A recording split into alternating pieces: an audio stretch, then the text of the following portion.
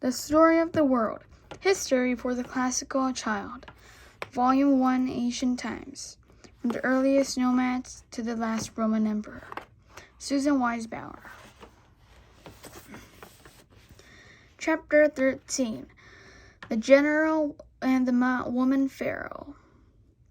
After the Egyptians learned how to fight from the Hyksos, the new kingdom of Egypt got more and more powerful.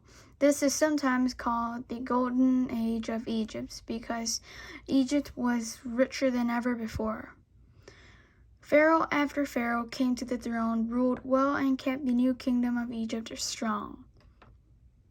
We can never learn about all these pharaohs, but we are going to read about two of the most interesting pharaohs. Thutmose I and his daughter Hatshepsut.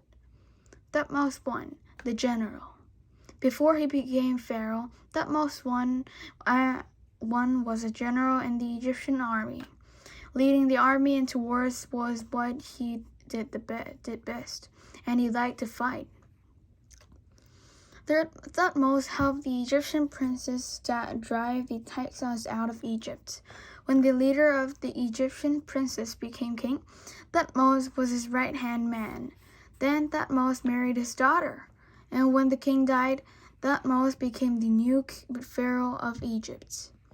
His rule began around 1524 BCE. Thutmose decided that his job as pharaoh was to make Egypt's empire even bigger by conquering other countries. Thutmose's first battles were against the Nubians who were trying to break away from Egypt. He went down and conquered the Nubian chiefs and reminded them that they were still part of Egypt. But that wasn't enough for Thutmose. Next, he took his army and followed the Hyksos all the way up to Canaan. He defeated the tribes living in the south part of Canaan and made the land part of Egypt. Thutmose was very pleased with himself. The Hyksos had come down and taken over Egypt. Now he had gone up and taken over the land of the Hyksos. The victory made him so happy that he wanted to keep on fighting. He turned his army east and he started to march. He conquered land all the way to Euphrates River, but he didn't cross the river because Babylon was ruling between the Tigris and the Euphrates River. Thutmose knew better than to start a fight with Babylon. By the time Thutmose died, Egypt was twice as big as it had been. Hatshepsut, the woman who pretended to be a man. Hatshepsut was a princess of Egypt, the daughter of a pharaoh. Her father Thutmose was one of Egypt's greatest pharaohs. Thutmose had 3 children, but his favorite child was his daughter Hatshepsut. Hatshepsut loved to listen to her father's stories of battles and conquest. She wanted to grow up to be a pharaoh too. But back in ancient times, most people thought that the women were too weak to rule countries. In ancient Egypt, women were allowed to get married and have children. If they didn't want to get married, they could work at the temple serving the gods, or they could become dancers. But those were the only jobs women could have. So when the pharaoh Thutmose died, Hatshepsut's brother became the king, then became the next pharaoh. Hatshepsut didn't think this was fair. Her brother was sick most of the time, and he didn't pay fair. Her brother was sick most of the time, and he didn't pay much attention to his job ruling Egypt.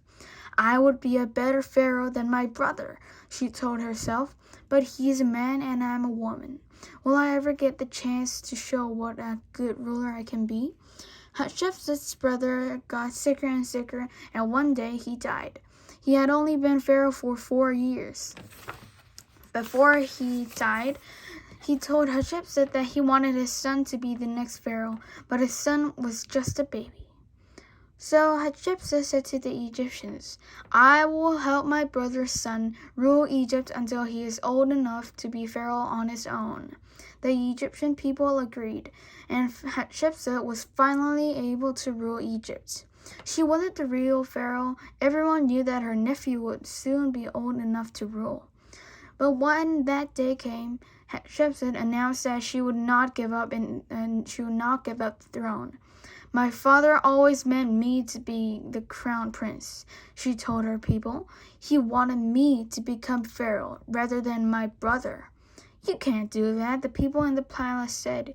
Only men can be pharaohs, Hatshepsut answered. But the god Amun-Ra told me that I would rule Egypt, he said. Welcome, my sweet daughter, my favorite, the ruler of Upper and Lower Egypt. Hatshepsut, you are the pharaoh. So the gods themselves want me to rule Egypt, but no woman has ever been pharaoh. The people complained. Then pretend I'm a man, Hatshepsut said, and she started to wear men's clothing. Whenever she sat on the throne, she even put on a false beard. Hatshepsut was so determined to be pharaoh that the Egyptians finally agreed to have her as their ruler. For over 20 years, Hatshepsut ruled Egypt, a queen pretending to be a king. She didn't fight any wars, but she did lead expeditions into Africa. There, she bought gold, incense, monies, elephants, and other things that the Egyptian people loved. She built more and other things than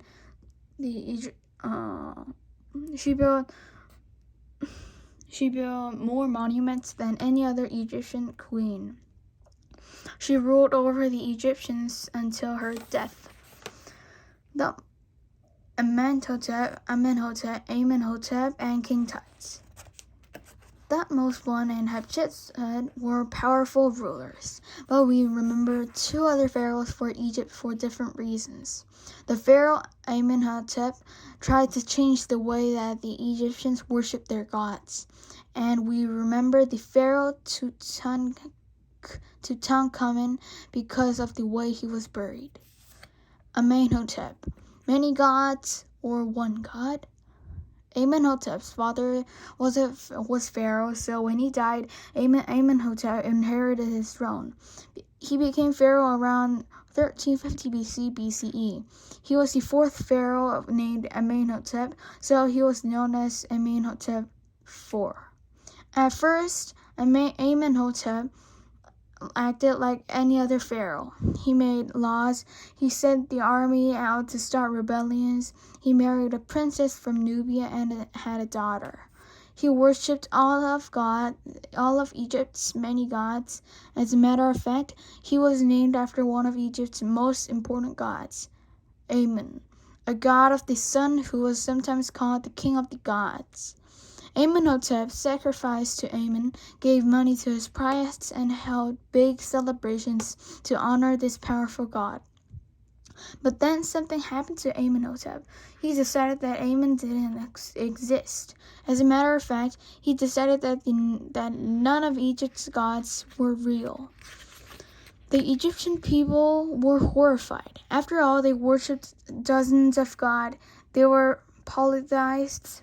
Polytheism means the worship of many gods.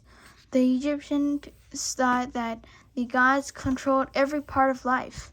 The gods made the Nile flood, they made rain fall, they made women have babies, they provided food, they decided whether you would live or die. How could this pharaoh suddenly stop worshiping the gods? Amenhotep didn't pay attention to what his people thought. His mind was made up. Instead of many gods, he believed there was only one God. He called this god Aten. The old gods of Egypt had looked like human beings, but Aten didn't look like a man. He had to drawn by a symbol. Amenhotep did his best to drive all worship of the old gods, polytheism, out of Egypt. He closed temples and made priests stop performing rituals. He told people not to sacrifice to the old gods. He even changed his name so that he wouldn't be named after Amun, the king of the gods, anymore. Now, instead of Amenhotep, he wanted to be called Akhenaten, This name means worshipper of Aten.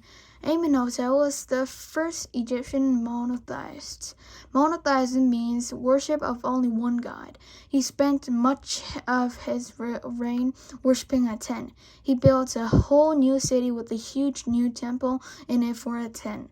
He wrote poetry to his god. One of his poems says, "Earth brightens when you dawn in light land. When you shine as Aten of daytime, the entire land sets out to work. All beasts browse on their herbs. Trees, herbs are sprouting. Birds fly from their nests. Ships fare north, fare south as well. Roads lie open when you rise. The fish in the river dart before you. Your rays are in the midst of the sea."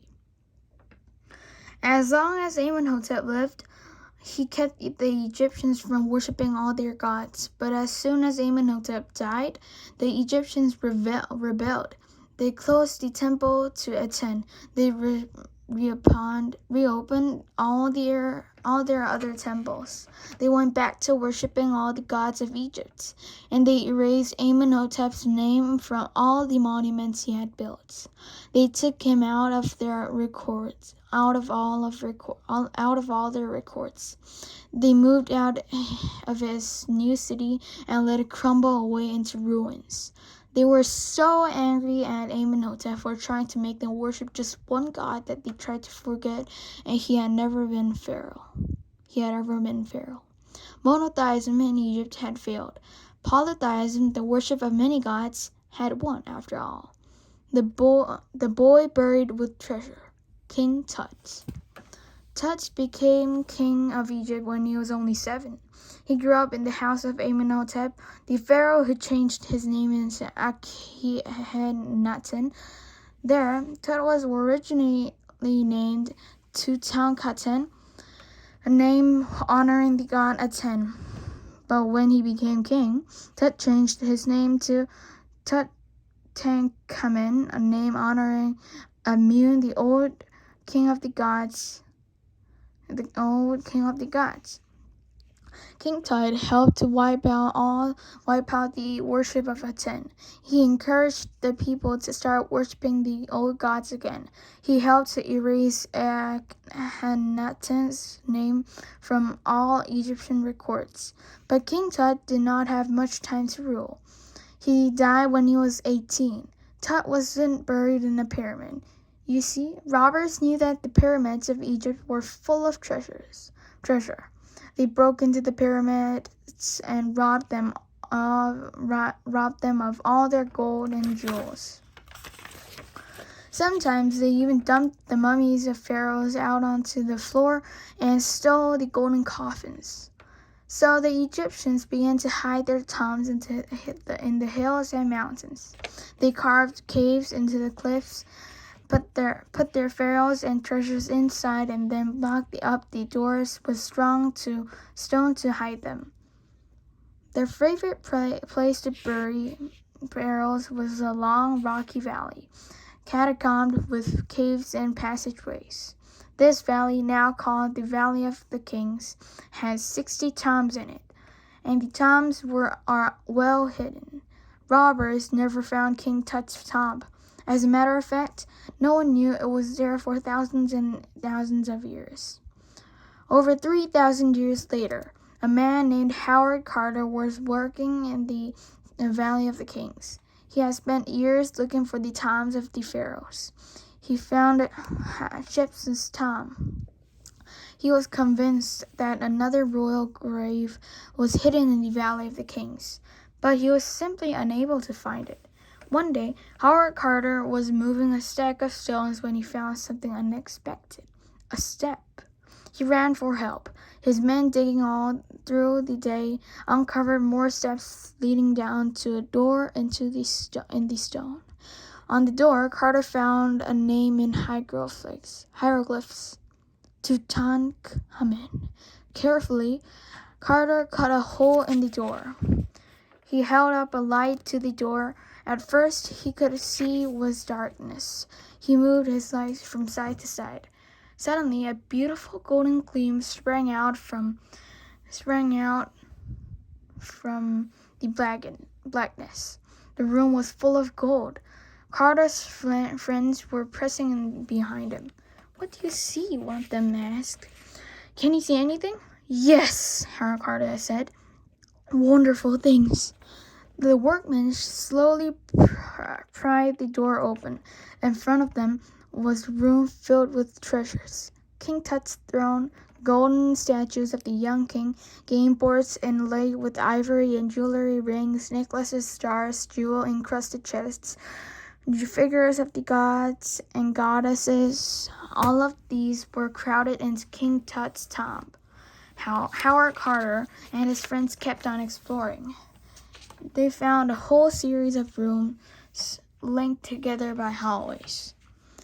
Each room had more treasures. Finally, they came to the last locked door.